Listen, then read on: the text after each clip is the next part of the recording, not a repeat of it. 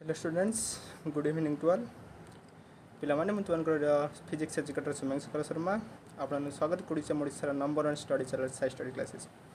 तो पिलामाने तुम मैंने जानिछ जमी तुमकर बहुत सारा ढेर सारा पिलामाने थिला कोन कहलो कि सर को कहतलो कि सर फिजिक्स रो कोन क्लास करा जाओ से फिजिक्स रो रिलेटेड आम कोन कले पिलामाने आउ तो थ्योरी क्लास करी होबन तो गोटे प्रैक्टिस सेट चलथिला से प्रैक्टिस सेट हमर जिला क्लास नंबर 5। तो पिलाने पूर्व क्लास रे कोन up to work power energy आम सब किछि किछि इंपोर्टेंट क्वेश्चन डिस्कशन करथिले। आज आ गोटे चैप्टर इंपोर्टेंस क्वेश्चन डिस्कसन कर जोड़ा लाइट या पर पे कौन आउ से 5टा खड़ा क्लास आसो तो 10टा क्लास तुम कौन जितना क्वेश्चन हम तो किसी गोटे सीरीज ऑफ क्वेश्चन देवार पहुँची बुझेगा गोटे भल क्वेश्चन बंडल हो क्वेश्चन जो एग्जाम भितर किसी क्वेश्चन निहाती पाइब बुझेगा तो 5-6टा क्वेश्चन भितर निहाती पाइब या कहनी कि 10 पाइज 5-6 क्वेश्चन निहाती पाइब से ग्यारंटी दूसरी। आउ पे तुम जो चैनल प्रति नुआ होच तो पे चैनल को लाइक सब्सक्राइब कर और साइड बेल आइकन क्लिक कर दियो जहाँफल चैनल समस्त लेटेस्ट नोटिफिकेशन तुम घर प्रथम पहुँच पार। आप लोगों जब क्लासेस भल लगुच तुमको निहाती लाइक कर तुम सांग पाखे सेयार कर जो मैंने क्लास पाइपर ना गरीब पे जो अच्छा बैकग्राउंड शुणी से क्लास सेयार कर दियो से देखूँ से भी क्वालिफाई करूँ बोले आज लेट न कर क्लास स्टार्ट करदे। देख पे आज प्रथम क्वेश्चन कौन अच्छी देख कौन देला देला the intensity of two waves A and B are respectively 9 unit and 4 unit पे दुईटा वेव अच्छी दुईटा वेव्र इंटेंसिटी पे के गोटर इंटेंसिटी रही 9 यूनिट आउ गोटे इंटेंसिटी रही 4 यूनिट। देन पचारा इफ दे आर इंटरफेयर जदि से भर इंटरफेरेन्स है तो पे इंटेंसिटी मैक्सिमम और इंटेंसिटी मिनिमम रेसीोटा के बुझेगा। तो पे यार थ्योरी ऑलरेडी मु पेड क्लास तुम कंप्लीट कर तो थ्योरी को जाऊना डायरेक्ट मुझे सॉल्यूशन करुच्ची पे देख I1 के फास्ट इंटेंसिटी के 9 यूनिट 9 I2 के पे 4 बुझेगा I1 के पे 9 आउ I2 है 4 एटा 4 अच्छा पे I मैक्सिमम फर्मूला कौन I maximum is equal to root over of I1 plus root over of I2 whole square एटा मैक्सिमम वैल्यू फर्मूला बुझेगा रूट ओवर I1 के root over of 9 plus root over of 4 whole square root over 9 के 3 plus 2 whole square पे 5 square 5 square के 25 तो पे maximum intensity के पाइले 25 यूनिट इन मिनिमम इंटेंसिटी के I मीन के से बाहर करवा I मीन के पाइबा I mean is equal to I mean तब फर्मूला कौन root over of I1 minus root over of I2 whole square पे I1 के 9 root over of 9 minus root over of 4 whole square 9 root over के 3 minus 2 whole square माने 1 square that is 1। तो पे मैंने I maximum के पाइले I maximum पाइले 25 यूनिट I मिनिमम के पाइले 1 यूनिट। तो पे मैंने I max bye I mean नवा यदि आम I max bye I mean नवा के हम पे I मैक्स के पाइले 25 मीन है 1 25 1 ये कम पचार। तो पे I max bye I mean जब 25 बाय 1 है तो I मैक्स आउ जो तार जब रेसीो ना I मीन तो के पे 25:1 बुझेगा। तो ये आंसर बहुत इजी क्वेश्चन था कि पे इंपोर्टाट या भाई कि सस्ता क्वेश्चन सार एमती कर दूसरी कौन खाली मिछड़े किसी मिछड़ा नुहे परीक्षा देखिए पड़ू कि ना बहुत इंपोर्टाट क्वेश्चन था। सेकेंड क्वेश्चन को तो पे जो मैंने तो पढ़ी तुम थ्योरी तो तुम्हें निहाती भलसे बुझीपार जो मैंने थ्योरी टी पढ़ी ना जानी ना तो असुविधा हो पेड बेच छुआ जी से तो बहुत भलसे बुझीपार कारण ये थ्योरी सब मुझे बीट बाय बीट सब पढ़ी बुझेगा। तो जो मैंने तुम्हें भी पढ़ी ना तो जो पढ़ी पे बहुत भल कथा आ जदि तुम्हें पढ़ी ना तो प्रोब्लेम देख से रिलेटेड प्रैक्टिस कर बही प्रैक्टिस कर आराम से हो आउ पे तुम्हें कौन थ्योरी क्लास करते पे थ्योरी क्लास सतरे कर टाइम ना बोले तो बीएड एंट्रांस कथा छाड़ मो पाखे टाइम ना मो कथा मुझे मो पाखे सफिशिएंट टाइम ना कि पुणी यूट्यूब रे भी थ्योरी कंप्लीट करें कारण ऑलरेडी 50-60 क्लास लगे थ्योरी कंप्लीट करा विथ प्रोब्लेम आ सेतटा क्लास केवे यूट्यूब नहीं हेनी समय मत हेनी। तो पे जी पार्च करुचे तो तुम सपोर्ट जब जारी रहा आगे को निहाती थ्योरी क्लास भी आसी पारे पर यूट्यूब रे कि सपोर्ट दरकार। अच्छा देखो सेकंड क्वेश्चन कौन था a candle frame of 0.5 centimetre height is kept in between a wall and a concave mirror of focal length 1.5 metre such that the image is formed on the wall of height 1.5 centimetre. Then पचारा find the distance between the mirror and the wall. तो पे मैंने कौन दे question देख कौन दे गोटे concave mirror नहीं गोटे कनकेव मिरर ए कनकेव मिरर सामने गोटे ऑब्जेक्ट को रखी पे केते ऑब्जेक्ट हाइट के 0.5 मीटर यहाँ गोटे है तार फोकल लेंथ 1.5 मीटर एटा फोकल लेंथ है यहाँ एफ फोकल लेंथ पे 1.5 मीटर ता ऑब्जेक्ट गोटे रखाई पे गोटे 0.5 मीटर ऑब्जेक्ट को रखा जाइए एमती भाव में रखा जाए क्या भितर पे गोटे कनकेव मिरर भितर रखाई गोटे वाल भितर रखाई वालटा बुझेगा तो एमती भाव में रखा जाए जमी जो एबीटा रहा एबीर इमेजटा कौटी सृष्टि होती पे वाल उपर सृष्टि हो बुझेगा एबीर इमेजटा पे कौटी सृष्टि हो वाल उपर सृष्टि हो बुझिपार ना देख तो पे ये मनकर यहाँ एड्रेस अच्छा कौन कौन देती मत देख पे कौन देती हाइट के हाइट ऑफ द ऑब्जेक्ट के एस 0.5 मीटर 5 सेंटीमीटर एच टेच पे 1.5 सेंटीमीटर पे की इमेज सृष्टि देख आमर कनकेव मिरर सामने देख क्या कौटी आम ऑब्जेक्ट रखिले तार इमेजटा पे दूर सृष्टि हे सी आउ एफ भितर रखिले तो पे ऑब्जेक्ट जेहतु सी आउ एफ भितर अच्छी तो पे तार इमेजटा कौन हम निहाती मैग्निफाइड हम बुझेगा आ कौन हम रियल भी हम तो रियल है माने आम एच टेच के -1.5 सेंटीमीटर तो एच मोर है 0.5 सेंटीमीटर एच टेच है -1.5 सेंटीमीटर तार फोकल लेंथ पे के 1.5 centimetre concave lens focal length -1.5 negative -1.5 metre बुझेगा तो जब ये है तो पे मत पचार कौन find a distance between mirror and wall पे देख ये मिरर आ वाल यही डिस्टेंसटा पचार तो पे डिस्टेंस बिटवीन मिरर एंड वालटा क्या सागर सामान हम पे इमेज डिस्टेंस सागर सामान हम तो इनडायरेक्टली मत कौन पचार से इमेज डिस्टेंसटा के मत पचार मैंने भीटा के मत पचार तो बाहर करवा भीटा को बाहर करवा तो पे देख तो ये मोर एच डी जना अच्छी एच पी जना अच्छी तो मोर मैग्निफिकेशन के magnification is equal to H D S by H D S के -1.5 बाई 0.5 तो पे के -3 तो मैग्निफिकेशन पाइले के पे -3 पे मत फोकल लेंथ जना अच्छी जब फोकल लेंथ मैग्निफिकेशन जना अच्छी तो पे मत मुझे बढ़िया रिलेसन जानी कौन जानी रे F is equal to sorry magnification is equal to F minus भी बाई एफ जो जानी ना हाँ लिखिद यहाँ मैग्निफिकेशन आउ गोटे फर्मुला कौन पे एफ माइनस भी बाई एफ जाने एफ के दैट इम्प्लाइज मैग्निफिकेशन के -3 इज इक्वल टू एफ के -1.5 माइनस भी बाई -1.5 बुझेगा एटा सल्व करा पे -1.5 को एपटे जो गुणबे के -3 इंटू -1.5 गला 4.5 4.5 इज इक्वल टू -1.5 माइनस भी बुझेगा तो पे भी के आसो मोर जब एटा कम आउट के सल्व करवा तो पे भी के आसो तो मोर भी के आसे B is equal to that implies B is equal to -6 metre पचार से तो पे distance between the wall and the screen पे वाल और स्क्रीन भितर वाल और स्क्रीन पचार वाल और स्क्रीन भितर डिस्टेंस के 6 मीटर है नेगेटिव साइन पे कहीं आसला रे कारण कनकेव मिरर रे मोर फोकल जो सॉरी मोर इमेज डिस्टेंस नेगेटिव आस बुझेगा तो से आसला नेगेटिव बुझीपार तो मतलब पचार जोटा पाइगल 6 मीटर आंसर जो लिखे पे -6 लगे के लिख 6 मीटर नेगेटिव कहीं आसला डायरेक्शन देखो से तो 3 नंबर क्वेश्चन in YDSC माने Young's double slit experiment apparatus the slit separation is 0.5 mm and the screen is placed at a distance 100 cm from the slit when illuminated with 632 nanometer helium neon laser the position of the first intensity medium with respect to central maximum is test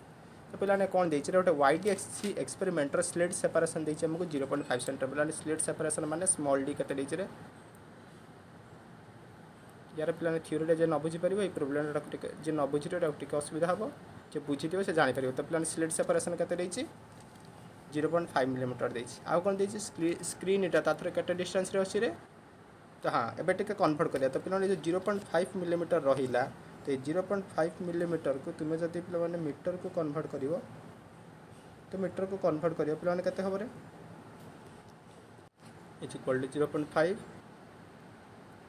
into 10⁻³ metre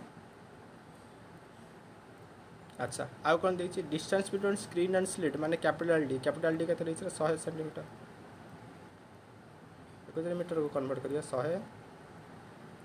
into 10⁻² metre बुझेगा आउ कौन देले when illuminated by 632 nanometre helium neon laser पिला माने 632 nano helium laser माने कौन देछि सेठी हमर लैम्बडाटा देछि माने वेवलेंथ केते देछि रे वेवलेंथ पिला माने केते देछि 632 नैनोमीटर 632 इंटू 10⁻⁹ मीटर मत पचार कौन position of the first intensity minimum with respect to central maximum. तो पे जो सेंट्रल मैक्सिमम रहा सेंट्रल मैक्सिमम मोर फास्ट इंटेंसिटी मिनिममटा केते दूर में रहा पचार। तो पे मुझे तुमको कही यंगस डबल स्लिट एक्सपेरिमेंट रे जोटा माने जो फास्ट इंटेंसिटी मिनिमम रुहे मिनिमा पे यंगस डबल स्लिट एक्सपेरिमेंट रे मैक्सिमम फॉर्मूला कौन n lambda D by D बुझेगा। आर यार फॉर्मूला कौन n plus half minimum formula कौन n plus half lambda D by d जान बुझेगा। तो फास्ट मिनिमम जब पचारा एन जगह के पुट करा पे जीरो पुट करा बुझेगा। तो एन जगह जीरो पुट कले के आसो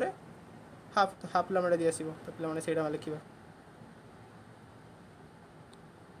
तो पोजिशन ऑफ द फास्ट मिनिममटा केते आसीबो तो position of the first minimum position of first minimum PFM लिख दूची केते आसे पिला माने half lambda capital D by small D खाली वैल्यू पुट करियो हाफ को हाफ रखिली इनटू लैम्बडा रे वैल्यू केते 632 into 10 to the power -9 into D केते पिला माने 100 सेंटीमीटर माने 100 इनटू 10 टू द पावर -2 बुझेला भाई केतरे डी डी केते 0.5 इनटू 10 टू द पावर -3 तो यहाँ पूरा कटिज 100 बाय 100 के 1 हो तो रही के इक्वल टू हाफ को जब 632 काटा 321 326 से पिला माने 316 sorry 316 into 10 to the power -9 by 0.5 into 10 to the power -3 मैंने या पर तुम जब कह सर आहरी काल्कुलेसन करते आहरी सल्व कर दिखाँ या मैं करी ना यहाँ सिंपली काल्कुलेसन तुम अष्टम नवम सप्तम श्रेणी करके आसो अष्टम नवम तो करके निहाती आसो तो यहाँ तुम आराम से सिंप्लीफाई कर कटाकटी करके आंसर बाहर तुम बाहर कर बुझे तो जी पाइब से तुम रईट आंसर आउ या मत सल्व करा पड़े सिंपली मैथमेटिक्स फिजिक्स कौन अच्छे बुझेदेली फर्मुला केमी आसले केमी पका सब बुझेदेली खाली काल्कुलेसन तुमको छाड़ी सब करदे यहाँ तुम सल्व कर एटा मैं सल्व करी एटा तुम मैंने कर मत कह आंसर के बुझेगा। नेक्स्ट क्वेश्चन बुझे देख कौन देला a monochromatic light of wavelength 600 nanometer is illuminated two parallel slits 6 millimeter apart the angular deviation of the third order bright fringe is test तो पे थर्ड ऑर्डर ब्राइट फ्रिंज रे angular deviation केते मत पचारि बुझे तो पे मन रखिए एंगुलर डेविएशन जो रहा एंगुलर डेविएशन फॉर्मूला कौन angular deviation is equal to lambda N lambda by T N lambda by D this is the formula for angular deviation कौटी पे पेडवेसन भलसे कहीकि डेरिवेशन करते कमी कौन आसला तो ये आउ थे कराया चाहूनी कौन पे खाली मन रखिए कौन एंगुलर डेविएशन फॉर्मूला कौन रे एन लैम्बडा बाई डी। अच्छा तो कौन कौन देती मतलब ये लैम्बडा पे केते 600 नैनोमीटर वेवलेंथ 600 नैनोमीटर ताको जब आम मीटर को कन्वर्ट करवा केते हम is equal to 600 into 10 to the power -9 meter बुझेगा। आ स्लिट सेपरेशन स्मॉल डी पे 6 मिलीमीटर तो 6 into 10 to the power -3 meter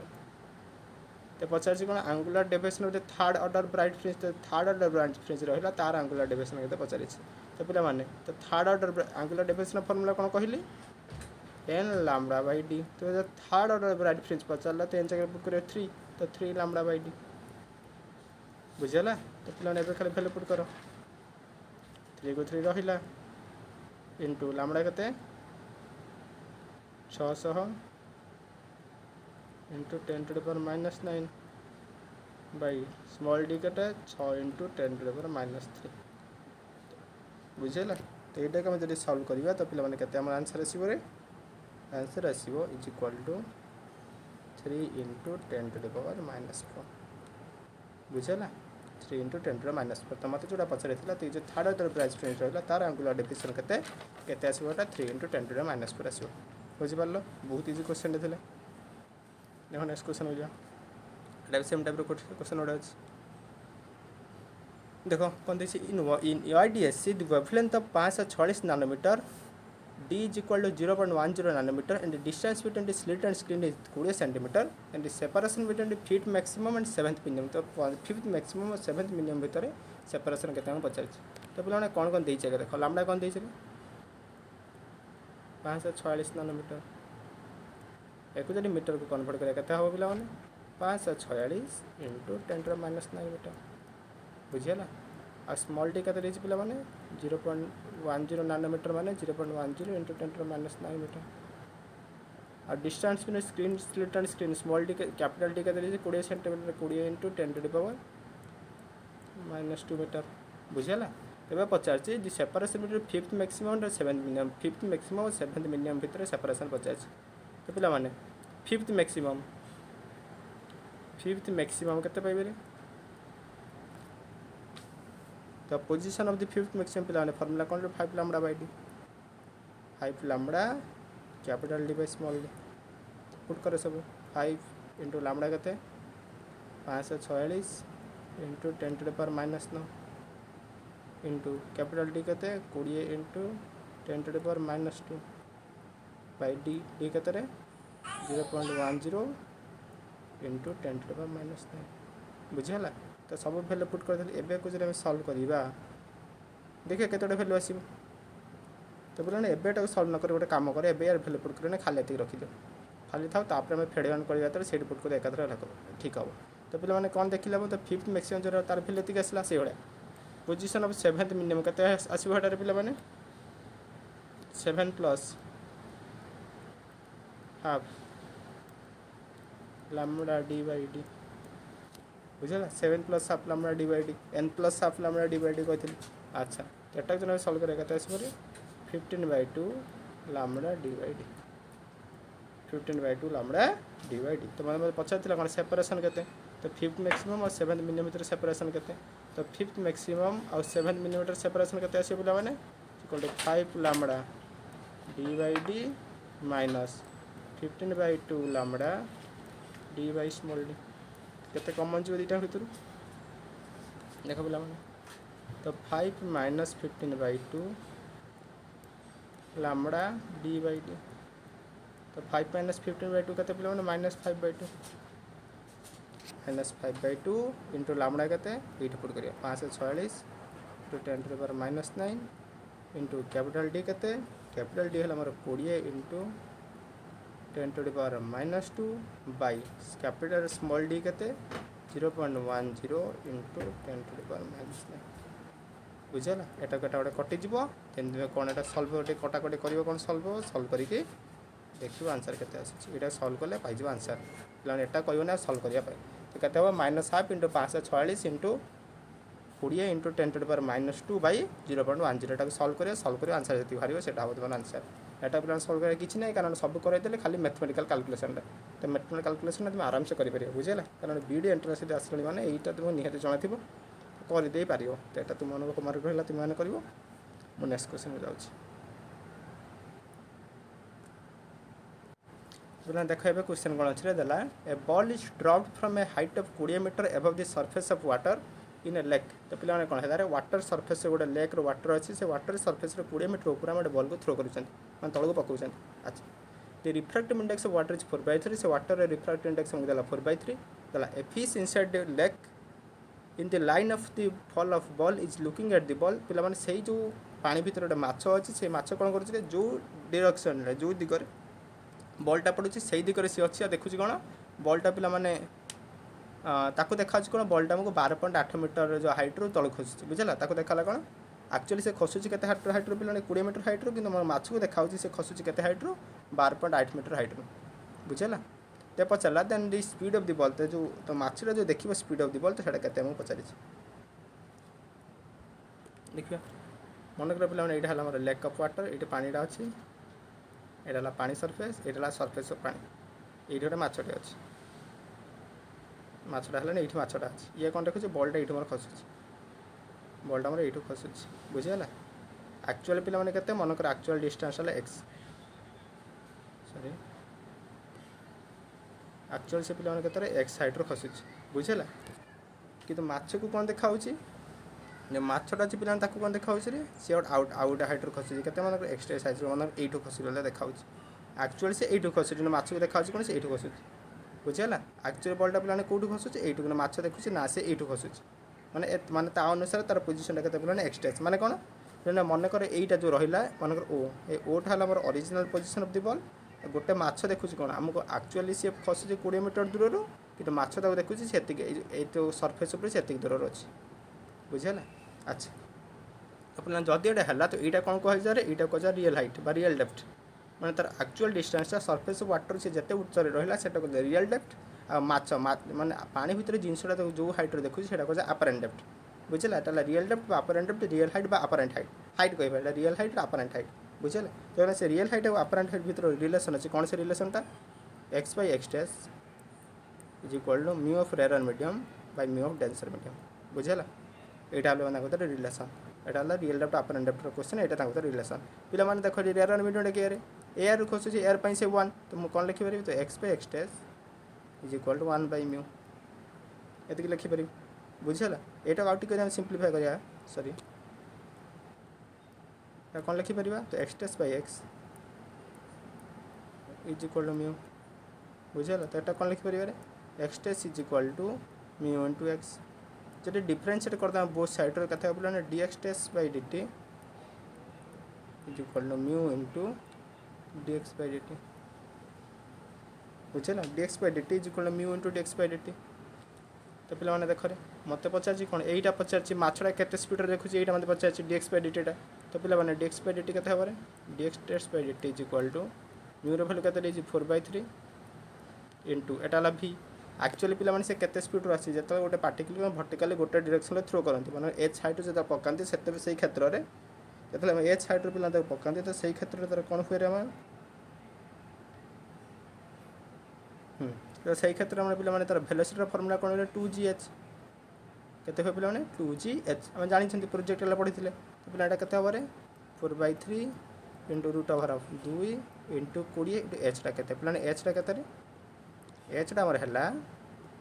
तो एक्चुअली से केते डिस्टेंस रे थिला पिला माने height a surface of water से 20 मीटर डिस्टेंस रे थिला ना माछ को कोन देखा होची से 12.8 मीटर डिस्टेंस रे अछि तो सेही दीटा जो डिफरेंस रहिला सेटा h बुझिले। h कोडा बुझि परला ना जे 2gh मु लिखली h कोडा पिला माने से एक्चुअली केते हाइट रे थिला तो माछ जाको केते हाइट रे देखुची तो सेही दीटा डिफरेंस ता हमर h तो ताको हम जदि पुट करबा केते होते पिला माने तनो इनटू 20 माइनस 12.8 20 माइनस 12.8 बुझिला। तो एटा केते लिखि परबा is equal to 4/3 two root over of 2 into 20 into 7.2 बुझिले। एटा जने सॉल्व करे पिलाने केते आसीबो रे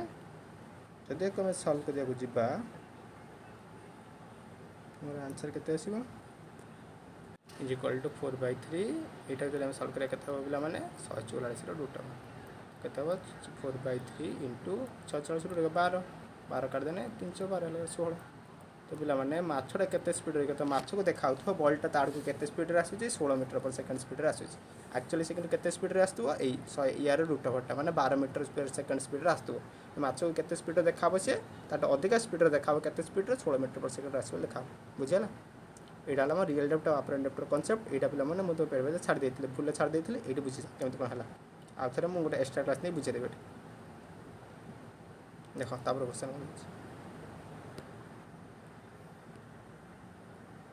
दला इन a compound microscope the focal length of the eyepiece is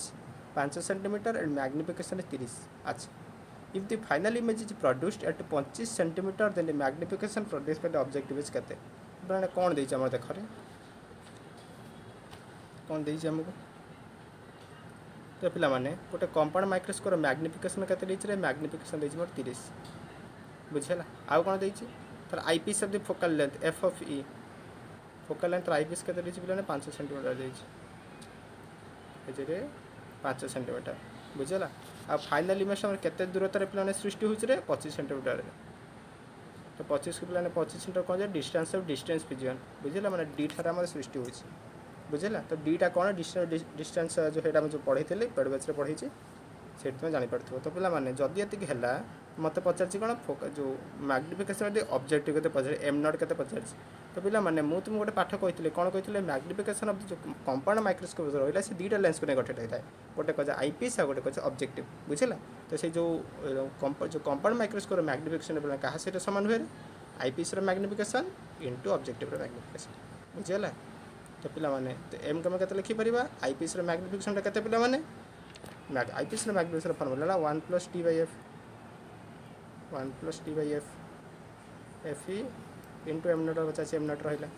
M plan के कंपाउंड मैग्निफिकेशन मैग्निफिकेशन 30 तो 30 इज इक्वाल टू 1 + डी है 25 / एफ ऑफ के 5 इंटू एम नट बुझीगला। तो प्लान के 30 is equal to 6 M naught तो एम नट के हम 30/6 इज इक्वाल टू 5 मत जो पचार अपना ऑब्जेक्टिव मैग्निफिकेशन के ऑब्जेक्टिव मैग्निफिकेशन 5 मैंने ये क्वेश्चन अलरेडी गोटे तुम पीआई को आसी लगे तो से इंपोर्टाट क्वेश्चन वाला मुझे तो देख केमी हो तो किसी सिंपली फर्मुला पे कंपाउंड मैट्रिक्स को रही तार मैग्निफिकेशन दुईटा लेंस को नहीं जेहतु गठित रही दुईटा लेंस मैग्निफिकेशन गुणफल से सामान हम आईपीएस गोटे ऑब्जेक्टिव तो आईपीएस मैग्निफिकेशन दुईटा फर्मुला अच्छी जिते ऑब्जेक्ट आम डी रे सृष्टि हम सरी इमेज जो डी रे सृष्टि हो फर्मुला एटा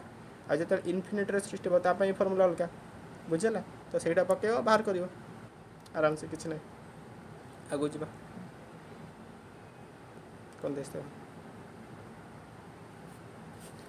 बढ़िया क्वेश्चन रेडीज कौन देखिए a converging lens of focal length 12 centimeter is held 8 meter in front of a newspaper. अच्छा if the size of the printed letter is 2.2 millimeter then size of the magnified letter केते प्लाने कौन देछि देख रे तला कौन गोटे कन्वर्जिंग लेंस अछि प्लाने कन्वर्जिंग लेंस का को जाय रे कन्वेक्स लेंस को कहे कन्वर्जिंग लेंस। अच्छा तो गोटे कन्वेक्स लेंस माने इंडायरेक्टली कहि कोन से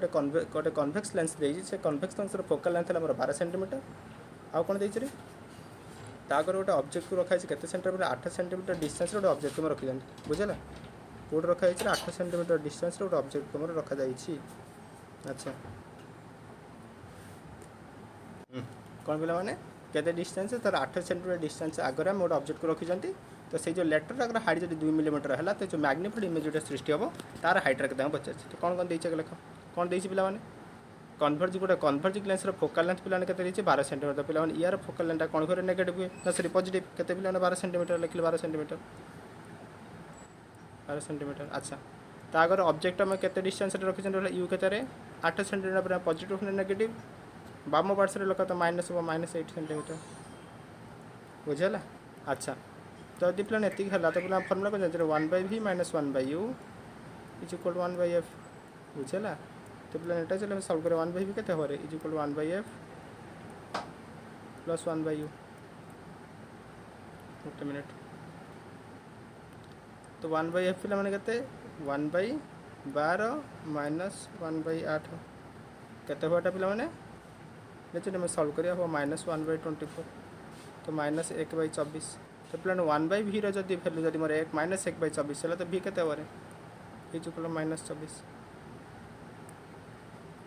बुझला भीटा केते हो -24 देखो आउ कौन प्लान मत पचार कौन मसे भी पचार ना कौन पचार रे और देइतला जरी जो ऑब्जेक्ट से जो प्रिंटेड लेटर मानक थिला से लेटर मानक साइज रे जरी 2 मिलीमीटर हैला तो जो इमेजटा सृष्टि हो से इमेज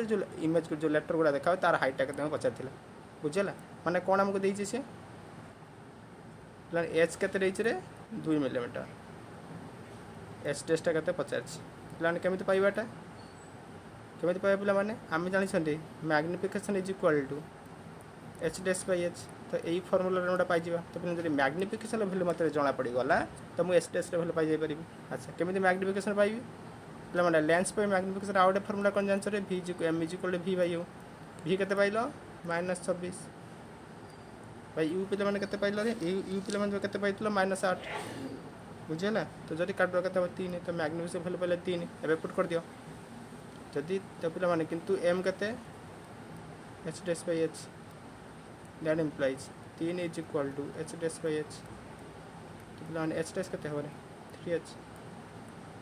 तो 3 इंटू एच के 2 मिलीमीटर के पे 3.6 मिलीमीटर जोड़ा पचार आमको मिलगला आंसर के पे तो एच डैश में पचार एच डैश के 6 मिलीमीटर बुझिपाल जी नेक्स्ट क्वेश्चन को देख दला A white light is passed through a prism at an angle 5 degree तो पिला माने गोटे white light को हम गोटे prism देके पास करे चंती और से prism रे एंगल केते देछि 5 degree if the refractive index of the red and blue color is पिला red और blue color refractive index रे 1.614 and 1.659 हुए तबे मते पचारि छी 1.614 नुहे पे 1.641 कर दियो 1.641 जदि तार जो माने ब्लू रेड कलर और ब्लू कलर जो रिफ्रैक्ट इंडेक्सटा 1.641 एंड 1.659 हुए तबे पे एंगुलर डिस्पर्सन और डिस्पर्सिव पावर के पचारि बुझला तो पे एंगल ऑफ प्रिज्म के रे एंगल ऑफ प्रिज्म 5 डिग्री बुझला आ जो रेड लाइट रहिला रेड लाइट रिफ्रैक्ट इंडेक्स के 1.641 आ ब्लू लाइट रिफ्रैक्ट इंडेक्स के 1.659 तो पे एतिक जदि हैला तो पे देख रे पे म्यू मीन टा तब के पाइबे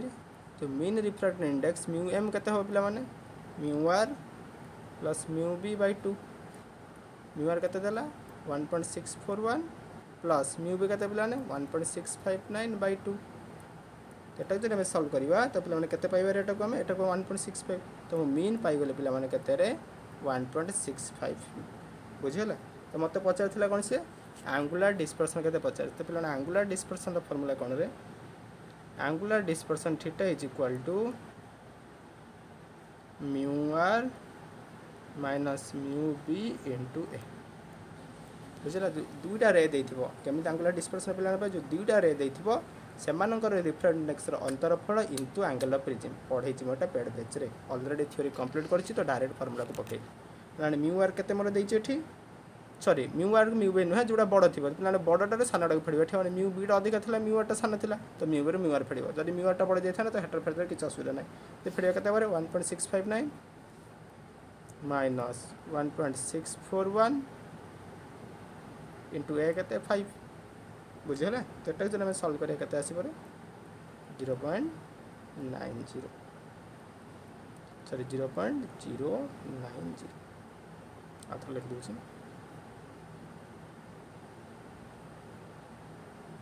0.090 आंगुलर डिस्पर्सन के 0.090 मत कि से आंगुलर डिस्पर्सन आउ कौन पचार डिस्पर्सिव पावर तो डिस्पर्सिव पावर फर्मूला कौन रे dispersive power omega is equal to mu B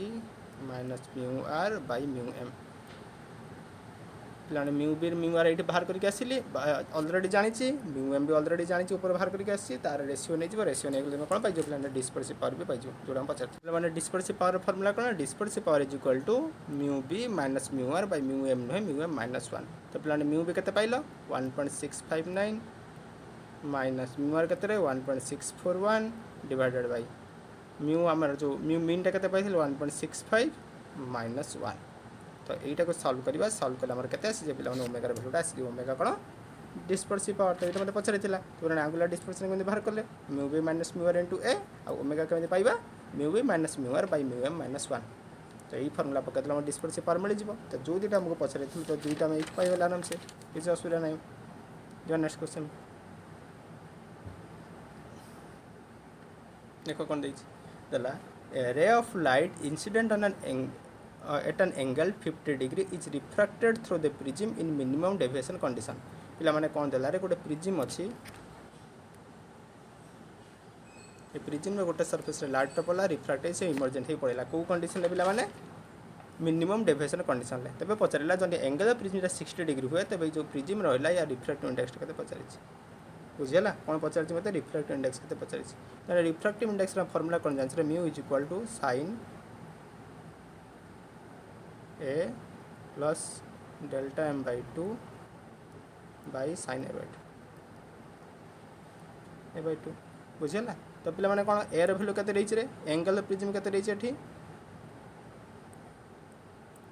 60 degree रहिछ बुझियला तो डेल्टा m रो वैल्यूटा मो पाई गले तो मुझे पके देवी म्यू रे वैल्यू पाइबी डेल्टा m केमि पाइबी पिला माने मते से बढ़िया कथा रहिछ रे कोन मिनिमम डेविएशन कंडीशन पिला माने जत्ते बेले मोर मिनिमम डेविएशन कंडीशन रे प्रिज्म रहिबो सेतले पिला माने कोन होबो रे एंगल ऑफ इंसिडेंस रे वैल्यूटा angle of emergent ray value सेटा समान होबो आ जो रिफ्रैक्टिव एंगल जेटा थिला जो r1 r2 सेटा रे वैल्यू पिला माने केतरे समान होबो बुझला जदि एटा पके पिला माने डेल्टा m रे वैल्यू कोन कहिथिले delta m is equal to i plus e minus a